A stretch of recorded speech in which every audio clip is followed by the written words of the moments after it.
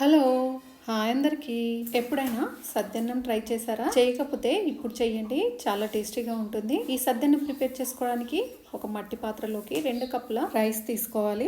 మనం తీసుకున్న 2 కప్పుల రైస్కి 1 కప్పు చిక్కటి పాలు, అలాగే 1 కప్పు వాటర్ని వేసుకొని బాగా మిక్స్ చేసుకోవాలి. ఈ సద్దన్నానికి రేషన్ బియ్యంతో పెట్టిన రైస్ అయితే చాలా టేస్టీగా ఉంటుంది. ఇప్పుడు ఇందులోకి 1 టేబుల్ స్పూన్ పెరుగును వేసుకొని తోడు పెట్టేసుకోవాలి. ఒకసారి బాగా మిక్స్ చేసుకొని ఇందులోకి 3 పచ్చిమిర్చిలను మధ్యలోకి చీల్చుకొని వేసుకోవాలి. అలాగే ఒక ఉల్లిపాయను ఇలా ముక్కలుగా కట్ చేసుకొని ఇందులోకి వేసేసుకొని మూత పెట్టి రాత్రంతా వదిలేయాలి. మరుసటి రోజు ప్రొద్దున మనం మూత తీసేసుకుంటే మనకు ఎంతో టేస్టీ అయినా అలాగే ఎంతో హెల్దీ అయినా మన పూర్వీకుల నాటి బలమైన ఆహారం సద్దన్నం రెడీ అయిపోతుంది. ఇలా రెడీ అయిన సద్దన్నంలో టేస్ట్కి సరిపడా ఉప్పు వేసుకొని ఒకసారి బాగా కలుపుకొని ఒక ప్లేట్లోకి పెట్టుకొని సర్వ్ చేసుకొని పక్కన ఉల్లిపాయ, పచ్చిమిర్చి, పైనుంచి ఆవకాయ లేదా నిమ్మకాయ పచ్చడి వేసుకుంటే చాలా టేస్టీగా ఉంటుంది.